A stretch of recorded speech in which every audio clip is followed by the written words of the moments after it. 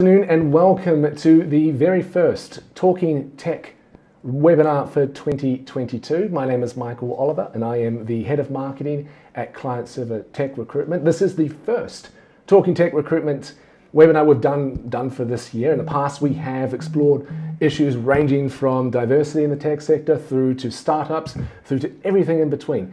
And that's what we're aiming to do more of in 2022. We want to explore the big issues that are shaping the tech industry, everything from recruitment through to how to even start a tech business. All of that will be covered and more. And you can follow us on LinkedIn, on the Client Server LinkedIn page, and also on YouTube on the Client Server YouTube page as well. This is streaming live, and it will also be available on demand after the webinar is over. But let's get right down to the nitty-gritty. In 2021, the UK tech sector raised a record £30 billion. A record amount of venture capital has gone into the industry, and a lot of people, by virtue of the way that the pandemic has played out, and perhaps even a sort of reshuffling, a great resignation to do more than simply do a job, but actually start something big and start something new. So there's been a surge in a number of people starting the businesses, particularly in the tech sector. But there are some pitfalls and there are some things that entrepreneurs, would-be entrepreneurs, could be aware of and should be aware of if they're aiming to start a new business. Unfortunately, here on Talking Tech, we've got the man who can help, who can shape your thinking if you're looking at starting a new business in the tech sector, or if you're just thinking about starting a business in general. This is the guy to help. His name is James Shoemark. He is the co-founder and CEO of the Startup Race. James, welcome along. Good afternoon. Oh, well, thank you so much, Michael. It's great to be here. It's great to be doing something new. The future is bright. Once, if we get to know each other and embrace new technology. So it's great to be here. Thanks. Fantastic. James, can you start by sort of introducing the Startup Race? What is it that you're aiming to do?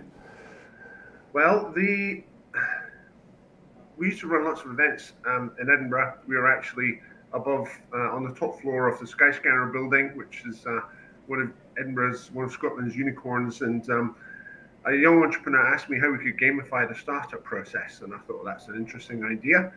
And after thinking about it a little bit, I realized that a growth hacking competition is perhaps one of the easiest ways to gamify the startup process. Also, it helps entrepreneurs focus on the most important thing that they should be doing, because it's very easy to do the wrong thing, to invest your time and energy and money in doing things that aren't really going to help you be successful. So we came up with the idea of running £1 million startup race. And this will be a growth hacking competition. And the idea is that we partner with investors. And so the winner of the, let's say, £1 million startup race will get an investment deal. Whether it's an angel investor or VC, it's an opportunity for us so essentially we're kind of like talent spotters. So we identify entrepreneurs who can get stuff done, who can generate sales. And this is, of course, the thing that investors are looking for, investable companies. And so in some ways we attract lots of entrepreneurs who are going to compete against each other, and we have a process where we benchmark them. And so each week the positions, it's like a league table. We'll have the Premier League and then we'll have the divisions below that, but we'll only really make the Premier League public for the people who are taking part in our startup races. And the idea is just really to find people who can score goals, essentially, and generate revenue. It really sounds almost to me like it's the best parts of something like Shark Tank and Dragon's Den and The Apprentice as well. It gives you, something to work with, but at the same time there is a very strong business sense behind it as well, because obviously you can't succeed in the startup race unless you've got a strong business to make that happen. Yeah. So I would say that, the Shark Tank and Dragon's Den are very different from The Apprentice, and we're more closely aligned with The Apprentice because you can actually look at what people do over a set period of time. The Dragon's Den, Shark Tank is very much, you've got to give your best presentation right now. Why not just hire an actor like George Clooney to give you a presentation? or in a pitching competition, it's all about the charisma and the public speaking and the polished performance. Whereas the apprentice, you put people in the deep end, you stretch them out of their comfort zone, and you see, what their personality makeup is like, whether they can take the pressure, whether they're resourceful, whether they can actually sell. And so we're more closely aligned with the apprentice. And so investors can observe the people who take part in our competitions and get to know them over a period of time before they decide, whether they want to invest in someone or not. What's the process for joining the startup race? Do you need to have an established business, or can you literally turn up with an idea and say, I want to use this as the mechanism to get this started? Well, this time we ran a race just as COVID was hitting the world. It was a very much an impromptu sign up, take part race, and of course it was affected by COVID and the lockdowns. This time we're doing a race where people can invest time and energy benefiting from the world's #1 entrepreneurial resource, Lean Stack. And on this platform, they're able to use, create a lean business model canvas. They're able to look at the traction roadmap and work out how many sales they can achieve and how much it's going to cost to achieve those sales. A lot of people don't have a clue about the cost of acquiring a customer. They think, yeah, we're going to have all this revenue, we're going to make all these millions of pounds, but they don't have a clue about how much money or fuel or that they need to put into the jet engine for their startup for the rocket to take off. And so, so we're having this, people can invest time and energy learning and preparing for the race. And then we have a team building hackathon, so you'll be able to recruit people to join your team, or somebody might be able to join somebody else's team if they like their idea better. And then, so that's on the 27th of May, the hackathon. And then the race itself starts on the 14th of June, and it will run until Christmas Eve. And so somebody will win £10,000 cash in their bank account for Christmas. We do have a range of other runner-up prizes as well, so it's not just one person. And so this process, or this, what we're trying to do now is slightly different in that people can prepare, but essentially to make sure everyone is starting at the same place. We can't have someone who's generating £5,000 a month revenue already, because they'll have an advantage. And so it's ideally new start businesses. People have always thought, I've got this idea, don't know whether it's going to work or not. This is an opportunity for you to give it a go. And of course, you'll be motivated if you're #1 1 week, and then somebody comes along and knocks you down to number 5. You'll be really motivated and creative to, okay, how can I be #1 again? And necessity is a mother of invention. And so we're creating this kind of energy, this kind of motivation for entrepreneurs who are competitive, want to win, but also have a business that will hopefully make a difference in the world. Fantastic. And you yourself have a fairly storied history as an entrepreneur. But I understand you started your first business in 1991, sort of importing motorcycles from the US. Yeah, how has being an entrepreneur kind of like helped you to shape not only the startup race, but just kind of approach thinking about business? Well, yeah, I mean, I think the way back in 91, I found myself in Los Angeles. I had a work visa. I was working as a motorcycle courier. It was good fun. When I had to go fast, I just used to turn my baseball hat around the other way. So I was riding around Los Angeles. It was in my shorts. It's a bit of a fantasy, really. But I saw an opportunity to make lots of money, because the motorcycles, you could buy them for $200 and sell them for £2,000 in the UK. So I saw this opportunity, and I thought, well, why not? I managed to persuade the Bank of Scotland to give me an overdraft. But I wasn't really trained or disciplined. I didn't have the organizational skills then. I was still quite young. But I saw the opportunity and I gave it a go, and it was good fun. I think so that was one aspect. I mean, it's a challenge, to be successful in entrepreneurship, and either you need to have the right mindset or you need to have some domain expertise, I think. I got the bug, as it were. I went on to do a few different things, but then I was always coming back to entrepreneurship. So it was either personal development or entrepreneurship, and together in the startup race, we're combining the two. Mm-hmm. So you did mention earlier that when COVID hit, that kind of had an impact on the startup race in general, but certainly it's had, I mean, it's almost a misnomer to say it might have had an effect on the whole economy. It has in many ways reshaped a lot of how we do everything from work through to lifestyle and everything in between. In terms of entrepreneurship and certainly the way the market is shaped up in the UK, what have you noticed in the last 12 months? How has the entrepreneur market shifted? Well, I think with COVID has been a big trigger, what we call a trigger. Things are really different right now. And there's kind of been two types of people: those that have been wringing their hands and thinking, "Oh no, life is not going to be the same." And then there's been the other type of people who've seen the opportunity to do things different.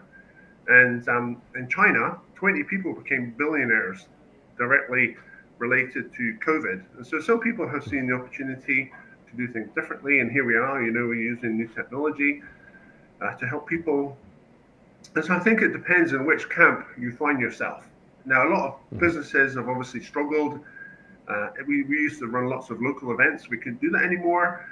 We had always wanted to develop an accelerator program, and that was always at the back of our minds. And so we decided to invest our time and energy in doing that. And we're now supporting 50 entrepreneurs since last year. I think it was April last year. And so I think a number of people have seen the opportunity too. And a number of people have carried on regardless, their business. So we have one entrepreneur who has started an innovative waste recycling business here in the UK called MobiSkip, a Californian entrepreneur. Two of them actually, they saw the opportunity to come to the UK, and so they were able to, well, not ignore COVID, but certainly their business was solving a problem that wasn't affected by COVID. Now they did have some issues bringing their containers or their equipment from China because the price of shipping went up like 10 times, but and it took longer. But I think it really depends on what type of person you are and what type of business you're in. I mentioned right at the beginning that it was £30 billion worth of funding had gone into tech startups in the last year, which is just a crazy amount of money. But it's certainly sort of indicative of the way, particularly the tech market is shifting. And we've noticed here at Client Server, we've seen a massive increase in the number of people applying for tech roles. Certainly our website has never seen the amount of traffic that has seen. So the tech sector is not just heating up, it's red hot right now. Have you sort of noticed that as well, that you've seen an increase in the number of sort of tech-related businesses interested in the startup race, or just in general, is it your sense that more and more tech startups are cropping up?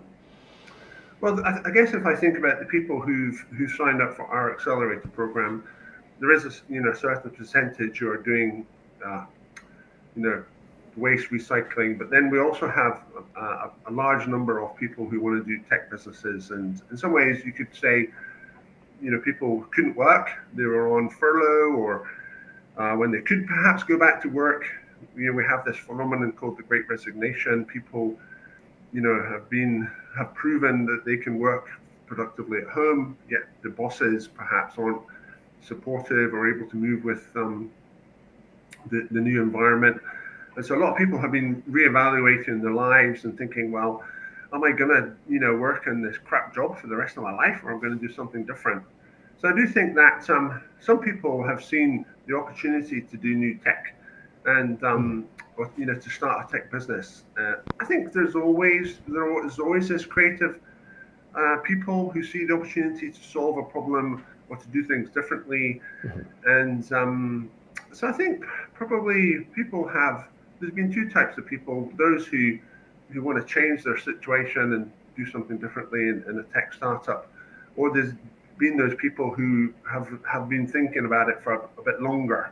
So I guess that the change really is in how long have people been thinking about this. We do, the VCs that we know. So, for instance, Paul Atkinson at Parakeety, he saw the opportunity, to in the new environment there'll be lots of opportunities to support and invest in. So hopefully that answers that question. Absolutely.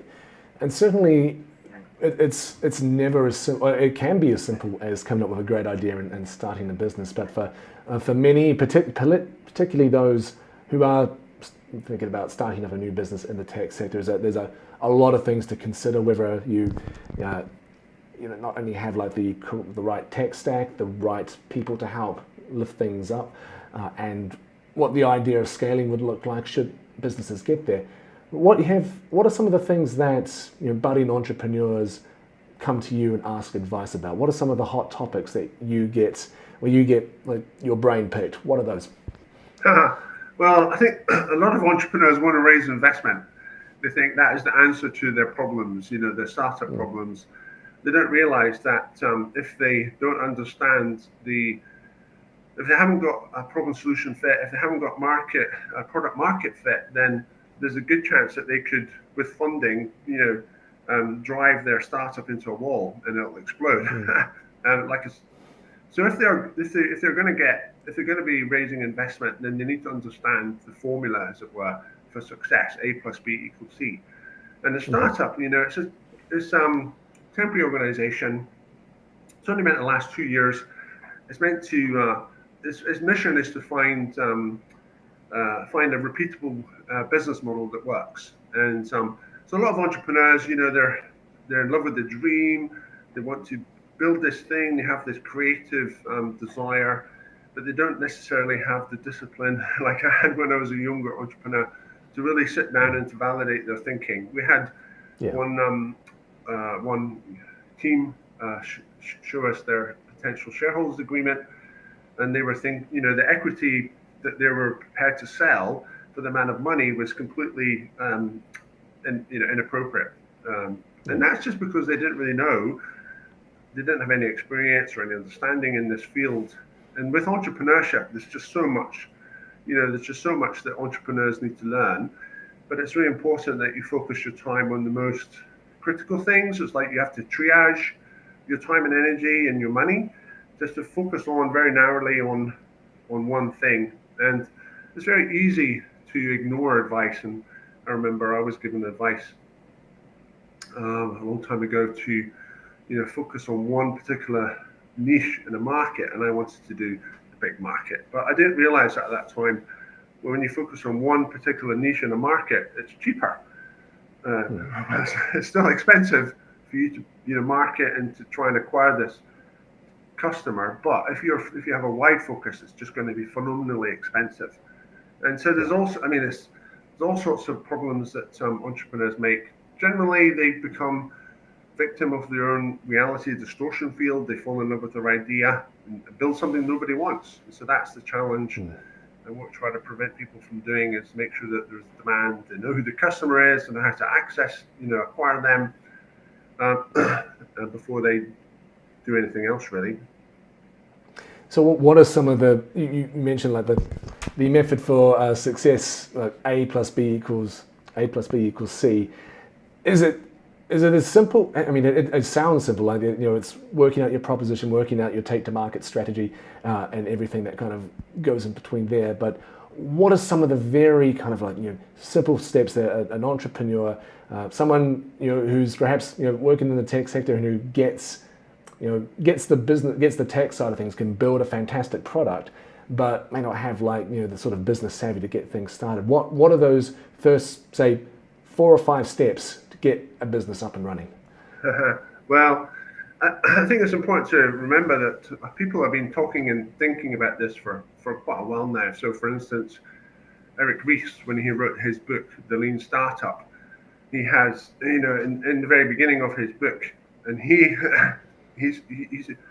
the main premise of the book is that it took him 6 months to writing code to discover that nobody wanted what he'd built. And so then he thought, man, I could have been maybe I could have tried to find this whether somebody wanted it or not, without me writing 6 months of code, because I could have just spent that time on the beach rather than writing code. So that's where he came up with the idea of the minimum viable product. So it's the smallest thing that you can build to create value for your customer. Well, we've actually taken that one step further, and we recommend people build a minimum revenue product. So this is like the smallest thing that you can sell. I was having a chat with an entrepreneur the other day there. She could sell an hour of her time as an expert, with her domain expertise on her webpage. She could even use Calendly, for people to schedule an hour consultation with her. She could charge £10, £20, £100, whatever. So it's now, of course, once you've created that, you put it out there into the public, you get some feedback. Oh, nobody is responding. Nobody's even seeing my ad. How do I market my business? And you've got to understand, if it costs you, £1 or £10 to acquire a customer, and let's say you acquire 100 customers, only 10% of them are going to be activated, and only 10% of them are actually going to buy. So you're lucky if you're doing 1%, 2% conversion. And if it costs you, so if it costs you £10 to acquire that customer, and you're only making £100, from one, it's a danger that you could be, running out of money or making a massive loss. So you need to understand, and Eric Ries talks about this in his book, the cost of acquiring a customer needs to be far cheaper than the money you make, the lifetime value of the customer. So that's the kind of sum that we use. We have created so the job of the entrepreneur is to concentrate on the acquisition to activation conversion ratio, and then they need to focus on the conversion to revenue conversion ratio. These are the two, most important numbers that you need to look at in your business, because if you just focus, you write your business plan, you're going to make all this money. One entrepreneur, he realized to achieve his revenue, he needed to have 8,000 people coming into his business premises a day because he had this lovely revenue figure, but it was completely impractical. So he decided not to go down that business route, did something else. If you are someone like you are a very tech-minded person in that, building code, building up a product and spending time on that is your kind of thing, but you are looking for someone to partner up with, what would you say would be the sort of ideal person to join you as a co-founder? Is it someone who's more sort of financially literate, or someone who's been there, done that from a business perspective? What kind of person makes a great co-founder for someone who's a very kind of techie-minded person? Well, actually, I've got the T-shirt that we got these designed for our League of Entrepreneurs meetup group, and this is the hustler. I kind of see myself as the hustler. So rather than take my T-shirt off and show you the back, I'll just turn around. So hopefully you can see that. There's the designer and the hacker, and then the hustler. Yeah. So, Holy triad. It's the holy trinity of startup founding teams. And I think Microsoft, we had you can see that. Bill Gates was the hacker. I think Paul Allen was the hustler with Apple. Steve Jobs was the hustler. Steve Wozniak was the hacker, and maybe Jonathan Ives was the designer. And it's really difficult to build a startup on your own. And you definitely, we recommend you to build a team, to bring people into your team, not only to do the things that you can't do. So, for instance, sell. A software developer very often is an introvert, and they don't like the idea of selling. Now, of course, Jeff Bezos has created the ultimate system, so his software does the selling. So if you're an introvert software developer, you need to find a co-founder who will help you sell the business, who believes in your vision, sees the potential, understands, where you want to go in the future. And let's just say you've got, you've started a business, you secured that seed funding, things are kind of moving along great, and you're thinking about beginning to scale and start applying for Series A, or even if you've got Series A, you're thinking about Series B funding and thinking about scaling things even further, is it a case of just doing more of the same but a larger volume, or are there some things that businesses who've really got off to a flying start and who are doing really well, are there some mistakes that they make when they're looking to scale beyond that? And what's some advice you could give someone to kind of avoid some of the obvious pitfalls? Well, I think I was reminded of one story about Skyscanner, and there was a board meeting, and there were a number of VC investors on the board, and of course, when you have investors on your team, you have to comply with their agenda, or well, not their agenda, sorry, but you need to, you're no longer in control. And there's either two types of entrepreneur: either you want to have control and make all the decisions and you bootstrap, or you want to become rich and you want to bring in investment for your company and you're happy to give away a certain degree of control. And in this board meeting, one of the hopefully I won't get anybody in trouble with this, but one of the board members said, "Oh, I've just been on a meeting with Kayak. They're going to dominate America, so let's concentrate on Europe." So Skyscanner made that strategic decision. They were going to concentrate on Europe. They weren't going to go head to head with Kayak, and so that's the the benefits of having well-connected people on your board, people obviously who are invested in your success, and have this experience and insight to advise you. And if a startup is, as I said before, it's a temporary organization. It's in search of a business model that works. A scale up is a repeat, is where you repeat, the rinse and repeat. And you can say that it's more suited to MBA types who are just going to do the same thing every day. You're going to do the same thing, look at numbers, look at spreadsheets, concentrate on figures. And of course, you do need to be careful if you're going for Series A, Series B, Series C, and you need to understand that, what goes on in this type of investment deals. Unfortunately, we had FanDuel, which was another of Scotland's unicorns, and because of the preferential rights that the VC investors had, when the company was sold, their founders ended up with nothing because they only had ordinary shares. And a lot of investors ended up with nothing because they didn't follow on with the funding rounds. Some did. Ian Ritchie, for instance, he with his experience, he decided to follow on with his investment in FanDuel, and so when the sale came, he was able to get a return on his money. So there's, as you know, perhaps one thing to say, Gareth Williams, the founder of Skyscanner, very often the entrepreneurs get replaced because they haven't got the mindset, haven't got the skill set, haven't got the discipline, to build a scale up. I know that Gareth Williams had a number of coaches who were helping him manage the change, manage the new challenges in his business. And so he's an example of someone who went from the startup all the way to, building a unicorn and remaining the CEO of the business. So there's a whole bunch of new challenges that you really need to understand. And it's really important that you build your network of advisors, people who understand the challenges, so you can avoid making these disastrous mistakes. Absolutely, and certainly I've sort of sensed that among a lot of sort of perhaps younger tech entrepreneurs, there is the almost sense that they're going to be the next Bezos, the next Zuckerberg, they're going to build the next unicorn. And certainly, given that the number of unicorns that have sprung up in the last 12 months, the volume has increased.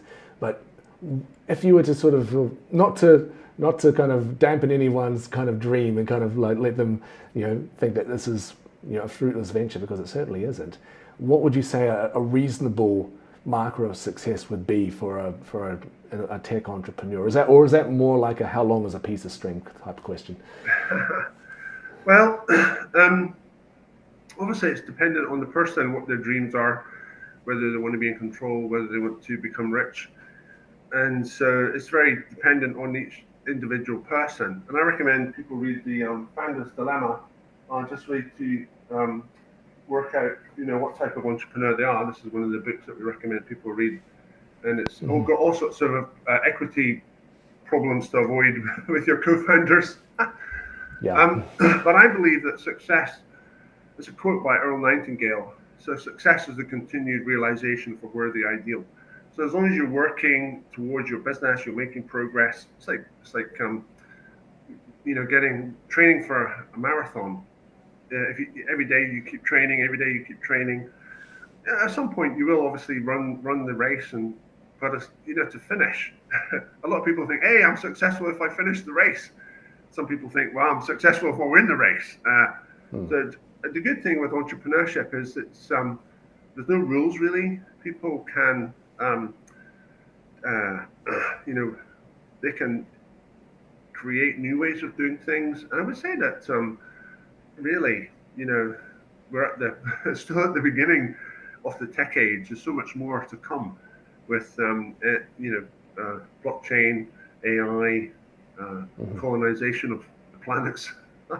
We're at the beginning. At the beginning, absolutely.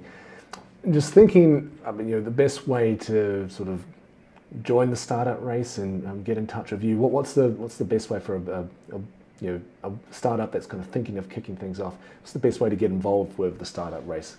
Oh, thanks for that, Michael. I do appreciate that. Well, people can go to our website, thestartuprace.com. It's 3 words, the startup race, and look at the top link. They can see a link that will take them to our page where they can register their interest in the competition. Or you can subscribe to our channel on YouTube, and you can, benefit from the interviews that we've recorded over time. And we have some information on there about our £10,000 startup race too, where they can contact us on Twitter, Instagram, there's a whole bunch of, or LinkedIn. There's a whole bunch of different ways. People just, DM me or mention me or something like that. Thanks. Awesome, fantastic. And just before we wrap up, if you were to give your top 3 pieces of advice for any would-be entrepreneur, kind of short and snappy, you've got 30 seconds in an elevator with them, what would your 3 big pieces of advice be? Well, create a minimum revenue product and try and sell it. Or if you don't want to do that, find someone who will help you to do that. That's it. That's as simple as that, isn't it? It's a why complicate it? It really is can be condensed down to that. Yeah. So one of the mistakes I made in my business previously, I spent 6 months on a business plan for a juicing business I wanted to bring from California, because people love juicing there and had these amazing recipes, thought it'd be super, healthy. And instead of wasting 6 months on writing a business plan, this was a long time ago, I got really bad advice. I should have just had a pop-up juice bar in the meadows, a table, some stuff I'd made, and hot sunny day, see if anyone would buy it. So you've got to avoid overcomplicating things and wasting time, just really doing the wrong thing. So just, lemonade stands, just an hour of your time. There's, just put something, use Calendly, or just have you create a YouTube channel or a Facebook group or whatever, and just see if anyone will join your community and follow you, because what you're talking about solves a problem that they have. Fantastic. It's strong advice, not just for any or for individual tech startups, but certainly anyone who's considering a journey into entrepreneurship themselves. James, that's all the time we've got here on Talking Tech. Thank you so much for your time. And just one more time, what's the web URL for the startup race? So it's thestartuprace.com. Thestartuprace.com. Brilliant. Yeah. And you can get in touch with you through the website, and it can connect with you on LinkedIn. Yeah, that would be great. I appreciate it, Michael. Fantastic. And hopefully we can connect as well. Absolutely, we'll aim to do that. And we'll be back in a fortnight with another edition of Talking Tech. You can follow Client Server on LinkedIn. We are there at Client Server, and you can certainly follow us on our other social channels too. We're on YouTube as well as Instagram. And if you are looking to expand your hiring in the tech sector, or even if you're looking for a new role right now, the great great reshuffle / resignation, whatever you want to call it, is hot right now. And certainly we have a large number of jobs that we are looking to fill. So if you're interested in shifting your career, this is the first place to come to. So from me here at Client Server and from James, thank you very much, and we'll see you next time. Thank you. Thank you.